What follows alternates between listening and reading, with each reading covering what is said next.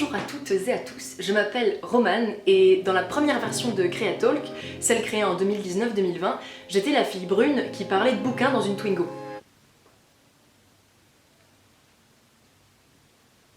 Voilà, je vous laisse apprécier le changement. Ma conscience écologique m'a poussée à arrêter de me déplacer en voiture. C'est faux, elle est partie à la casse suite à une panne. Rip la Twingo. Et ma conscience esthétique a voulu tenter quelque chose là-haut. Enfin, malgré tous ces changements superflus, il y a bien quelque chose qui n'a pas changé. J'adore toujours autant lire et j'adore toujours autant en parler. Donc, en attendant de trouver un concept de décor un petit peu plus innovant que de parler de bouquins devant une bibliothèque, on va parler du plus important, de bouquins devant une bibliothèque. Vous connaissez Wagner? Oui, je sais, ici on parle de bouquins, mais laissez-moi faire mon introduction un peu stylée historique. Vous connaissez Wagner? Mais si, je suis sûre là. Allez, la chevauchée des Valkyries. La chevauchée des Valkyries. Non, ça veut dire rien? Ok, alors, si je fais...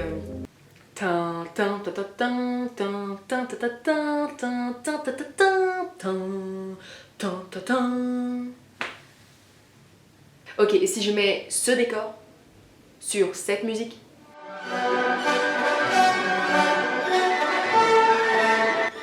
Voilà, ok. La chevauchée des Valkyries. Justement, cet air qu'on connaît un peu tous et qui a dû très certainement nous parvenir à travers des films, c'est le prélude de l'acte 3 d'un opéra de Wagner qui s'appelle La Valkyrie, justement. L'opéra La Valkyrie, c'est le second opus d'une série composée de 4 opéras. L'Anneau de Nibelung, tétralogie de Wagner. Le premier, c'est L'Or du Rhin. Le deuxième, c'est La Valkyrie. Le troisième, c'est Siegfried.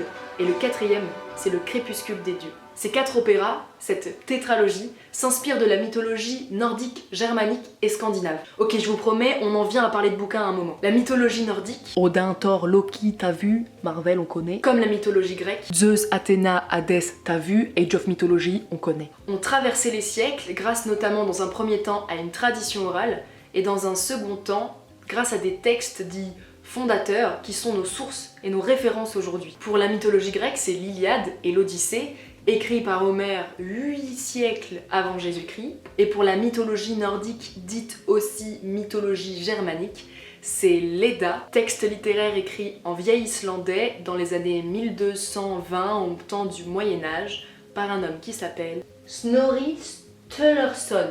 Sturluson, je le marque ici, je le prononce mal, c'est sûr. C'est donc l'Edda qui constitue la source principale de cette mythologie. Tout comme dans l'Odyssée ou l'Iliade, l'Edda regorge de dizaines d'histoires et de légendes entre hommes avec un grand H et Dieu. Des dizaines de trajectoires de personnages nous sont livrées et nous, on va s'intéresser à une en particulier. Une qui nous parvient grâce à 3 tomes d'une BD, l'histoire de Siegfried. Inspiré des sagas vikings et de l'opéra de Wagner, dont j'ai parlé juste avant, je vous présente la bande dessinée Siegfried en 3 tomes, bande dessinée française scénarisée et dessinée par Alex Alice. Alex Alice, vous devez sûrement le connaître à travers une autre série de bande dessinée qui est un peu plus connue, Le Château des Étoiles, série dans laquelle une épopée steampunk jules vernienne se met en place et où la conquête de l'espace se fait un siècle plus tôt, en 1870. Mais nous aujourd'hui, c'est Siegfried qui nous intéresse.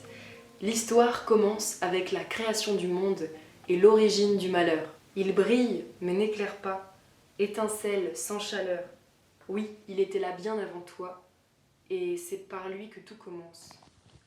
À l'aube des temps, quand Odin prend la terre pour épouse. L'univers vient de naître. Le dieu des dieux ordonne et le monde obéit. Odin soumet toutes choses à la loi de sa lance. Toutes, sauf une.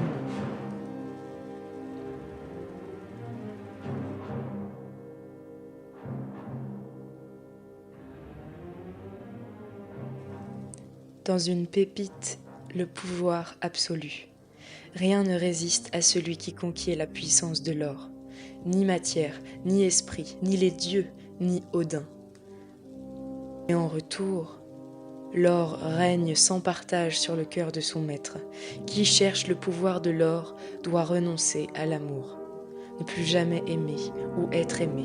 Même Odin ne peut s'y résoudre. Alors, Pour que disparaisse la seule menace qui pèse sur son règne, Odin jette l'or au plus profond du plus profond des fleuves et lui donne comme gardienne la première de ses filles. Mais parmi le peuple des Nibelung, qui creuse la terre et forge en craignant la lumière du soleil, vivait Fafnir, le plus faible et le plus repoussant d'entre tous.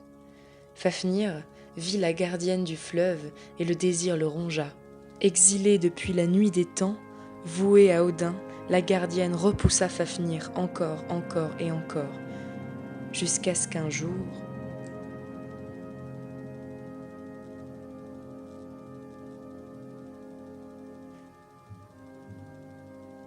elle découvre quelque chose qu'Odin n'avait pas prévu. Fou de douleur, Fafnir maudit l'amour, et il s'empara de l'or. Odin poursuivit la déesse et le mortel jusqu'aux confins du monde. Tu étais avec lui, et les amants sont tombés. Quant à Fafnir, pour lui, le plus grand des forgerons fit de l'or un instrument de pouvoir et d'asservissement. Fafnir changea. Parcourant le monde par la magie de l'or, il s'adonna au plaisir, tous les plaisirs. Mais le plaisir n'est pas l'amour. Et Fafnir, las de perversion, s'enfonça au plus profond de son royaume et devint fou. La terre trembla. Autour de la salle du trône, le monde des Nibelung s'écroulait. Quand les grondements cessèrent, on envoya le forgeron aux nouvelles. Fafnir, le Nibelung, n'était plus. Ce qui avait creusé la salle du trône et l'avait quitté pour s'enfoncer dans l'abîme, cette créature était devenue autre chose. Désormais, Fafnir seul repose sur son pouvoir, son malheur, son or. Fafnir est devenu un dragon. Siegfried, orphelin, recueilli par un Nibelung forgeron qui s'appelle Mime, ne sait rien de ses parents. Grandissant dans l'ignorance et évoluant avec les loups, il finit, jeune adulte, par découvrir la vérité.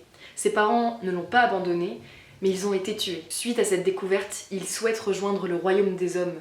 Mais pour cela, il devra traverser la forêt interdite, le territoire des géants, les montagnes sombres, le pays des brumes, et là-bas, affronter le dragon qui lui délivrera le secret du pays des hommes. Grand parcours initiatique et épopée fantasy, Siegfried fait d'abord beaucoup de bien aux yeux. Avec de magnifiques couleurs, de magnifiques compositions de planches, on rentre sans aucun problème dans l'univers, dans ses paysages et dans sa magnificence. Sont à noter aussi les personnages ambivalents qu'on se surprend à aimer suivre et à aimer dans leurs qualités comme dans leurs défauts. Siegfried nous apprend le courage, la détermination, la combativité, sans jamais devenir trop grave, en laissant place à quelques notes d'humour subtil bienvenues. On s'y sent comme dans son canapé devant Le Seigneur des Anneaux ou Game of Thrones. D'ailleurs, cette BD était aussi à l'origine d'un projet de série animée ou de film animé qui malheureusement ne verra jamais le jour. Je regrette cependant quelque peu, si je peux me permettre une petite critique, la présence des personnages féminins qui sont bien trop souvent accompagnantes, compagnes, enfin disons que cette BD elle passe pas vraiment le test de Bechdel.